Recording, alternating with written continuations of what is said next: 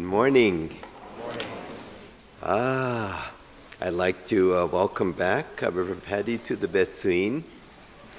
She is most often taking care of our sister temple in Placer, and it's nice that she's able to join us here again. Today also was our youth minister assistant Tai Koloma's first opportunity to be the Chosho and lead the chanting of Juni Nai for our Dharma school. Good job, Tai.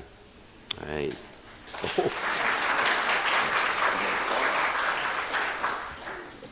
And Matsue and Ellison, their kanchos become so good, I'm splitting them up. They're going to start doing it individually. That's really good. But I'd like to welcome everyone to this last Sunday for the month of January in this year 2015. 2015 seems like it's moving by so very quickly. Every week I find myself adding more events and more commitments to the months ahead. And last week I found myself scheduling events for the months of October, November, and December. And as I was doing that, for a moment, as I'm looking at these and scheduling and I'm thinking about October, November, December, I felt that this year, that is only 25 days old, was already coming to a close. It's no wonder that the older we get, the faster the days and the years seem to fly by. But this is what we are taught in Buddhism, that in a blink of an eye, the moment we are living right now becomes the past. Everything is constantly in motion. Everything is constantly changing. And each morning we awake to a day that will never come again. We all know that this is the truth that Buddhism teaches. Every day is unique and every day is special, never to come again. We all know the reality that every day we're able to live is a unique and special gift, never to come again.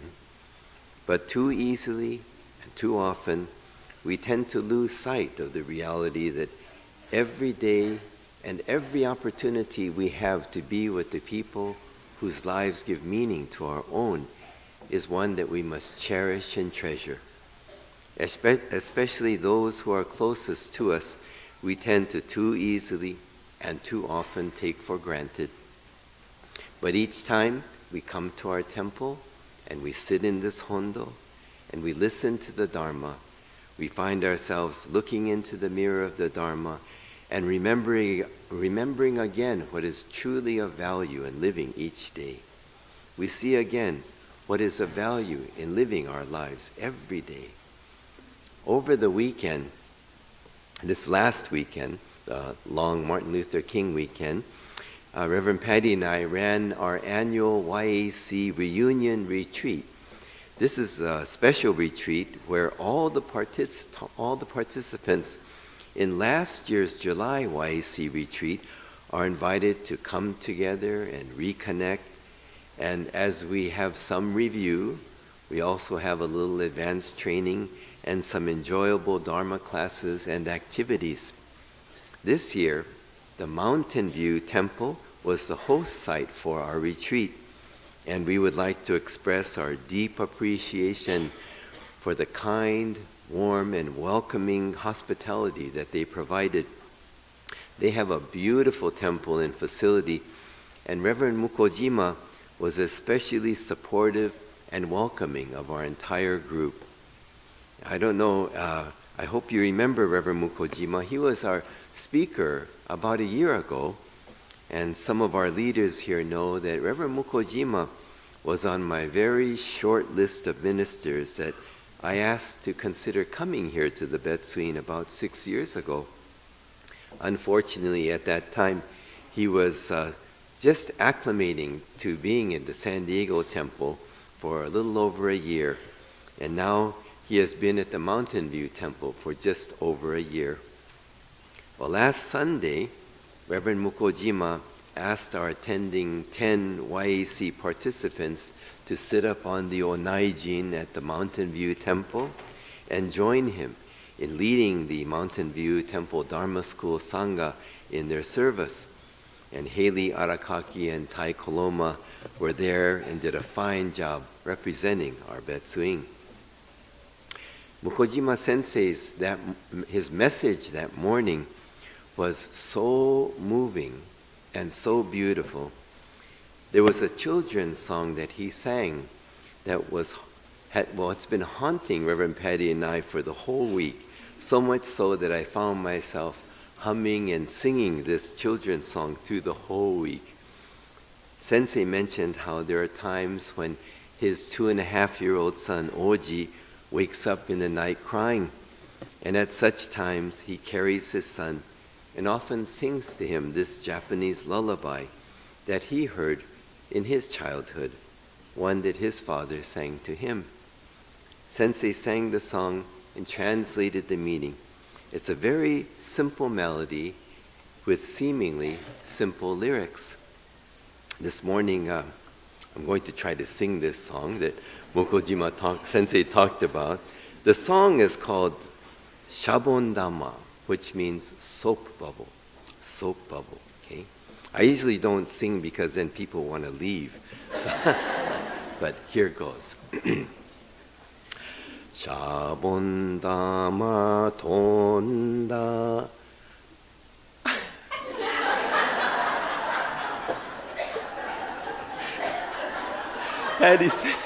Patty said, "Are you going to sing that?"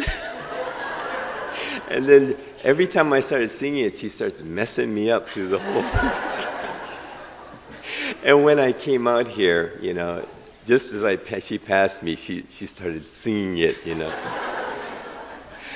Okay, Shabon Dhamma Tonda, Yane Made Tonda, Yane Made Tonde, Koarate Kiete, Shabon Dhamma Kieta, Tobazu ni Kieta, Umarete Sugu ni Koarete Kieta.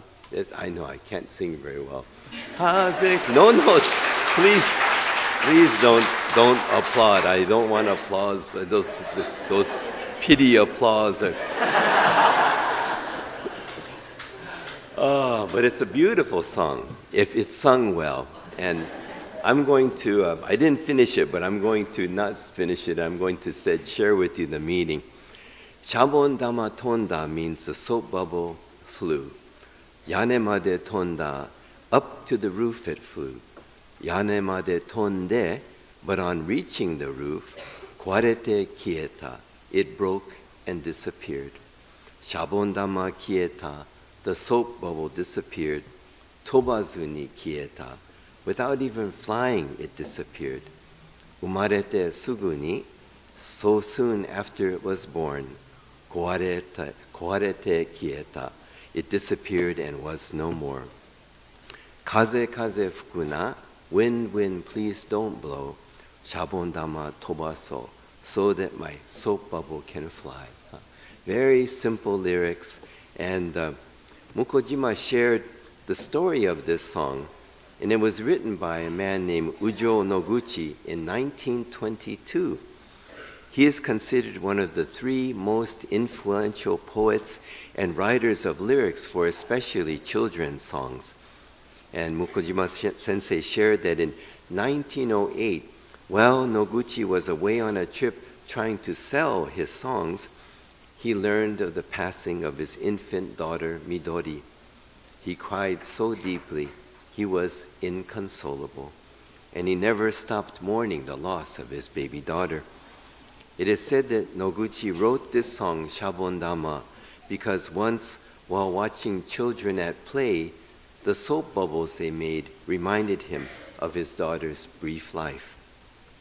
Even in this simple Japanese children's song is captured the most essential teaching of Buddhism, the reality that everything is impermanent.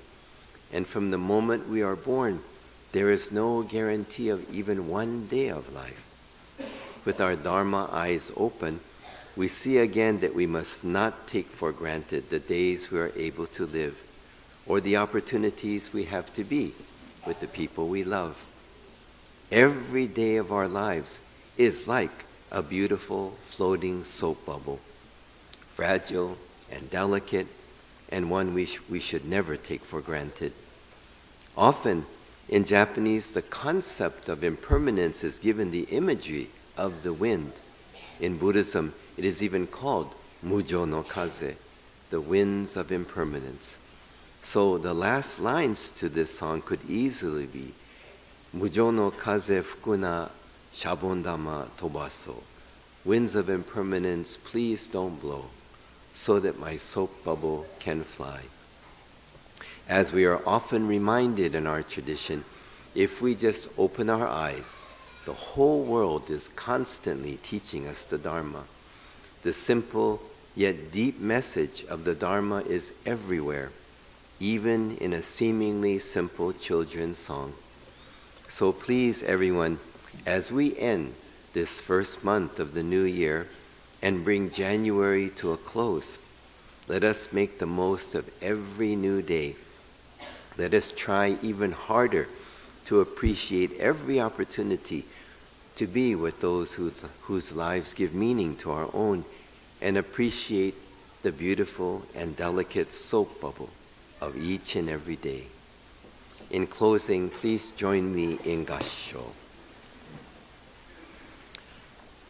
Shabondama tonda, yane made tonda, yane made tonde, koarate kieta. Shabondama kieta, tobazu ni kieta, umarete sugu ni koarete kieta. Kaze kaze fukuna, shabondama tobaso. The soap bubble flew, up to the roof it flew, but on reaching the roof, it broke and disappeared. The soap bubble disappeared. Without even flying, it disappeared. So soon after it was born, it disappeared and was no more. Wind, wind, please don't blow, so that my soap bubble can fly. Namo Amida Butsu. Namo Amida Butsu. Namo Amida Butsu. Dhamma.